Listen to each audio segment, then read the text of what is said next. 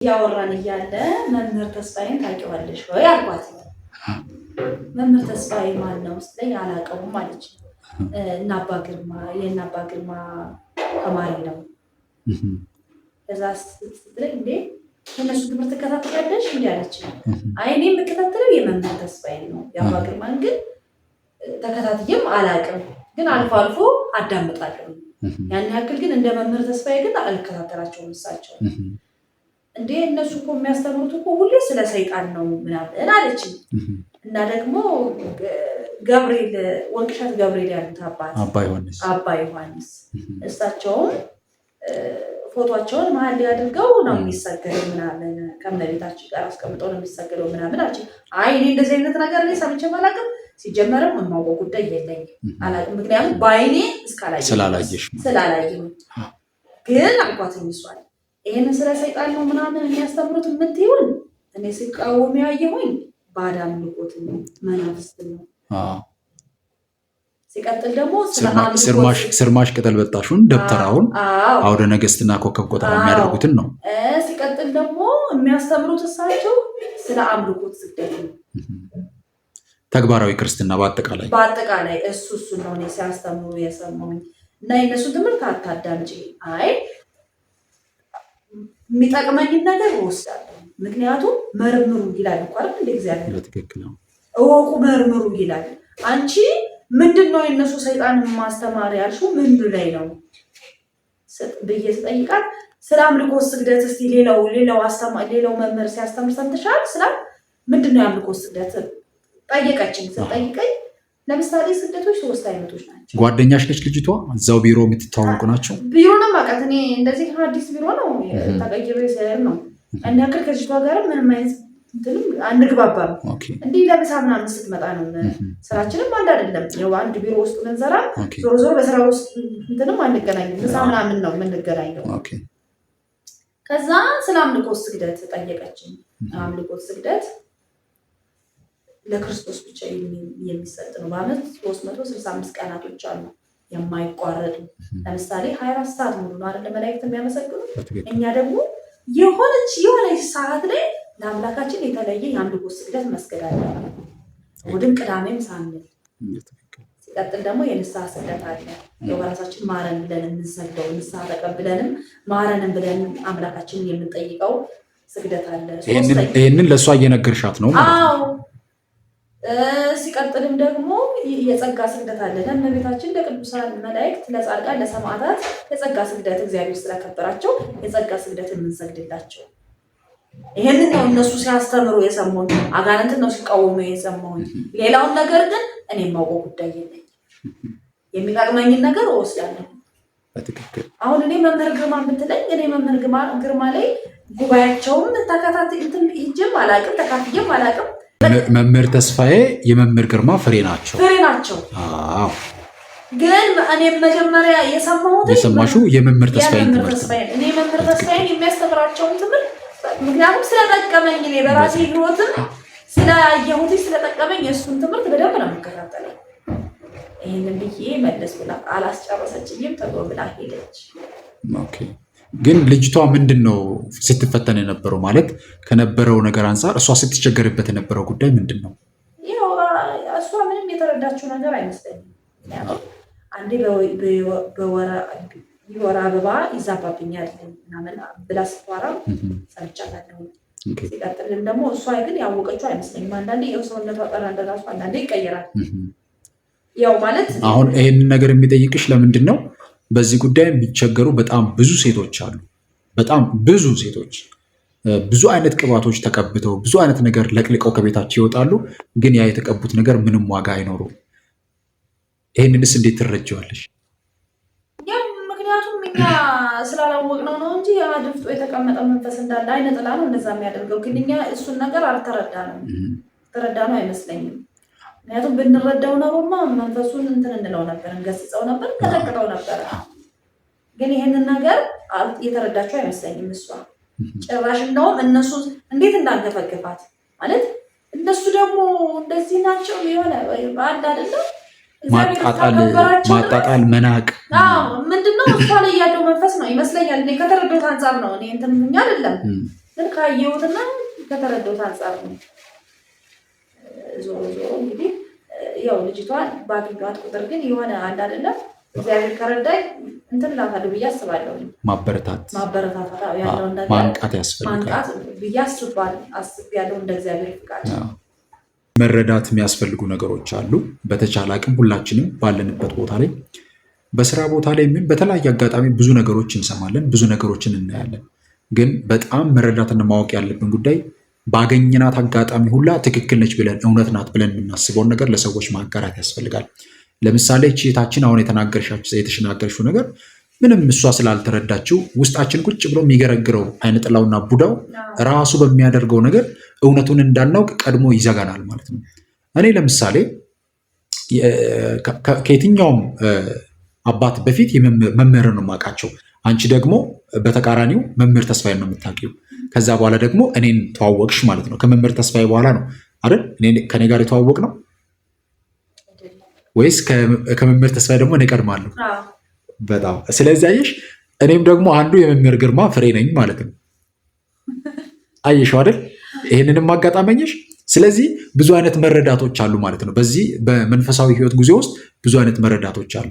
ከዛ በኋላ በመምህር ተስፋዬን ደግሞ በእኔ በኩል አወቅሹ ማለት ነው። በደንብ ቤት ውስጥ ትምህርቶቹን እየላኩልሽ እየሰማን እየተረዳን ስንመጣ ብዙ ነገሮችን አወቅን። ያ ብቻ አይደለም። አንቺ ከዛ በፊትም እኮ የመናፍስት ውጊያ መረጃው ነበረሽ። እነ መምህር ግርማን እነ መምህር ተስፋዬን አታውቂያቸውም እንጂ ቢሆንም ግን አንቺ በራስሽ ብዙ አይነት ትግሎች ስታደርጊ ነበር።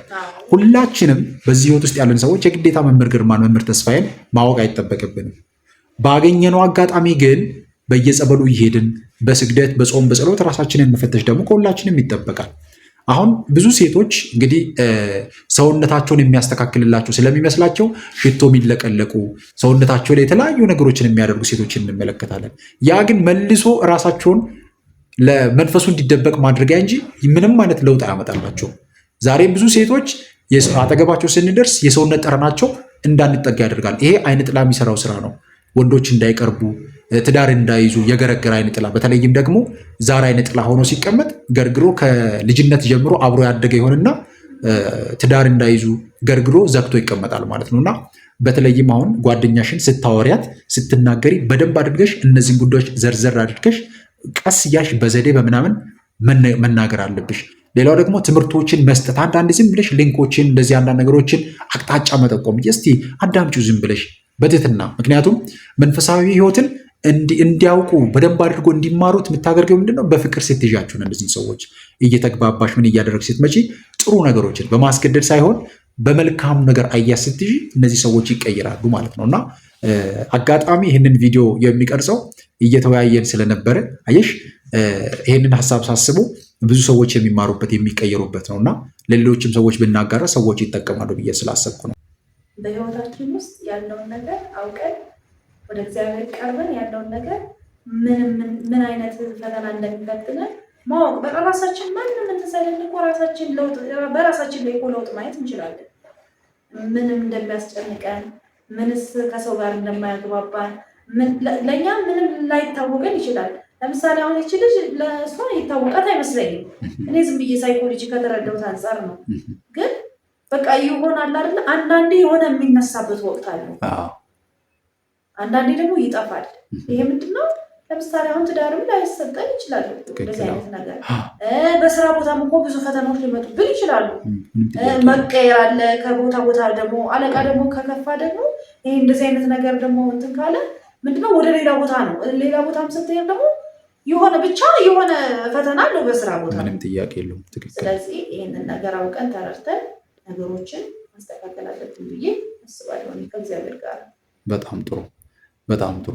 ይሄ ብዙ እህቶቻችን የሚቸገሩበት፣ እህቶቻችን ብቻ አይደሉም በነገራችን ላይ ብዙ ወንዶችን የሚፈተኑበት ጉዳይ ነው።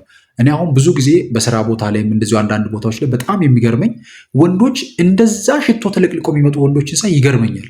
እኔ ጭራሽ እንደው አንዳንድ ልብስ ወይም ነጠላ እንትን ለማድረግ ወይም ደግሞ እንዲህ አጋጣሚ በጸሎት ቤት ውስጥ ምናምን ስንጠቀም ካልሆነ በስተቀር እንደዚህ አብዝቶ ተቀብቶ የመውጣት ልምድ የለኝም እኔ በግሌ ማለት ነው። እንደውም አንዳንዴ ሽቶ እንትን አድርግ እንጂ ልብስ ላይ ምናምን ትኛለሽ አይደል አንቺ ያው አንዳንድ የሆነ ቦታ ስንሄድ ቤተክርስቲያን ስንሄድ ዝም ብለን ልብሳችን ላይ ጥሩ ጠረን እንዲኖረን መልካም መዓዛ እንዲኖረን አድርገን የራሳችንን የጸሎት ቤታችንን የምንጠቀመው።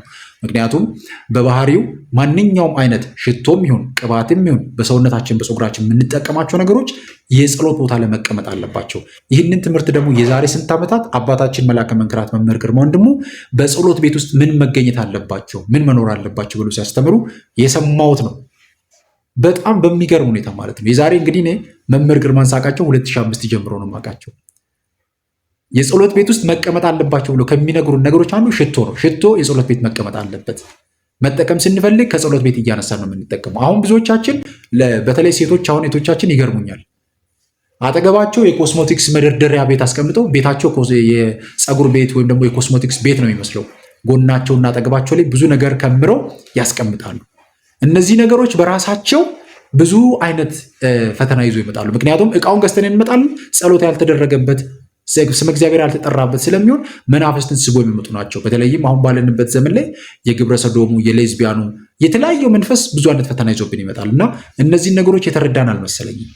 ስለዚህ በዚህ አይነት መንገድ ውስጥ ብዙ ዋጋ እየከፈልን እንገኛለን ማለት ነው እና ያነሳሽው ሀሳብ በጣም አሪፍ ስለነበረ ነው ይህንን ቪዲዮ በአጋጣሚ እንደዚህ ለመቅረጽ የቻልኩትና ለብዙ ሰዎች መረጃ ይሰጣል ብዬ ስለማስብ። ስለዚህ በተለይም የመናፍስት ውጊያን የተረዳችሁ እህት ወንድሞቼ፣ ቤተሰቦቼ በየመስሪያ ቤታችሁ በየአካባቢያችሁ እነዚህን ነገሮች ማንቃት ያስፈልጋል። ሰዎች እንዲለወጡ፣ ሰዎች እንዲቀየሩ የቻልነውን አቅማችን የፈቀደውን ሁላ ልናደርግ ይገባል።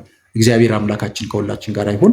በዚህ መንገድ የሚፈተኑ በተለይም በሰውነት ጠረን በመቀየር እንደዚሁም በአይነ ጥላ በመገርገር የሚፈተኑ ሰዎች ራሳቸውን በደንብ አድርገው አንቅተው ለጸሎት፣ ለስግደት፣ ለመንፈሳዊ ምግባራት በደንብ ጊዜ መስጠት አለባቸው።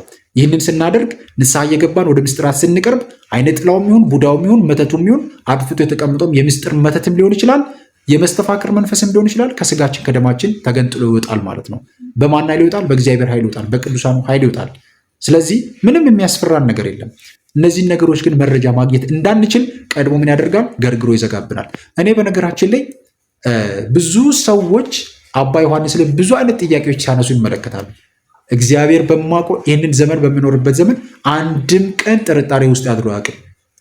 አንድም ቀን በተለይም የመናፍስትን ውጊያ የተረዱ ሰዎች ራሱ አንዳንድ ሰዎች ሲናገሩ ሰማለሁ መልሰው አባታችንን እና እኔ አንድም ቀን እግዚአብሔር ለዛ ለደጁ እንዲያበቃኝ ዘውትር እጸልያለሁ።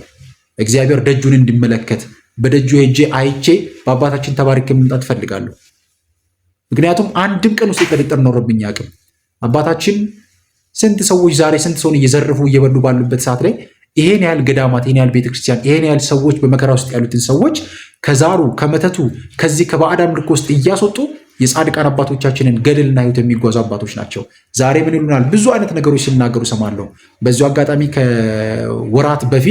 ከወራት በፊት ይመስለኛል በሱ ጉዳይ ላይ ቪዲዮ ሰርቻለሁ። አንዳንድ እህቶቼ ቤተሰቦቼ በዛ ጉዳይ ላይ መረጃ ሰጥተውኝ ማለት ነው እና እግዚአብሔር ይመስገን ብዙ የተጠቀሙ ይህንን ነገር ያገኙ ሰዎች ደግሞ አሉና በተቻለን አቅም ልንበረታ ልንጠነከር ይገባል። ጸሎታችን፣ ስግደታችን እግዚአብሔር የሚቀበለው እንዲሆን ሁሉንም ነገር በጸሎት በሱባኤ መጠየቅ ከሁላችንም ይጠበቃል እና ልንተጋ ልንበረታ ይገባል ነው ዋናው ዓላማና ስለዚህ ለጓደኛሽ ማስተላለፍ ያለብሽ ጉዳይ እንድትበረታ ቀስ እያልሽ በዘዴ ማጠንከር ያስፈልጋል። ይህንን ነገር አንቺ ብቻ ለአንቺ በስራ ቦታ በተለያየ አጋጣሚ በተለያየ ጊዜ የሚገጥምሽ ነገሮች ናቸው እና እንደዚህ እያደረጉ ሰዎችን ማበረታት ያስፈልጋል። በተለይም ቀረብ ብሎ ማውራት። ስለዚህ እነዚህን ነገሮች በርትቶ ማድረግ ያስፈልጋል። እነዚህ እህቶቻችን ወንድሞቻችንም ጭምር መረጃ ቀስ እያለን መስጠት፣ ትምህርቶችን መስጠት፣ እንዲማሩ እንዲነቁ ማድረግ ያስፈልጋልና እግዚአብሔር አምላካችን ሁላችንንም ይርዳን። እንግዲህ በዛሬው እችን ሀሳብ ትጠቅማለች ብዬ ስላሰብኩኝ ነው እና አንቺም ስላጋራሽን እናመሰግናለን። ከሁሉም ነገር በላይ ሁላችንም መበርታት አለብን። በሉ እንግዲህ ሁላችንም እንበርታ። እግዚአብሔር አምላካችን ሁላችንን የሚያበርታን። ጎረምሳችንም እንግዲህ ተኝቷል። ያው እሱ ስለተኛ ነው እየሰራ ቪዲዮ የሚቀርጽ ነው። ምክንያቱም አያስቀርጽም ብዙ ጊዜ ከስሯ ስለማይጠፋ እንደዚህ አይነት ነገሮችን ለማስተካከል ለመስራት ብዙ አይመችም እና በተቻለ አቅም ግን እንደዚህ አንዳንድ እያለፍን መረጃ ጠቃሚ የሚባሉ ነገሮችን እናቀርባለን ማለት ነው። እንበርታ፣ እንጠንክር። እግዚአብሔር አምላካችን ከሁላችን ጋር ይሁን። ይቆየን። አሜን።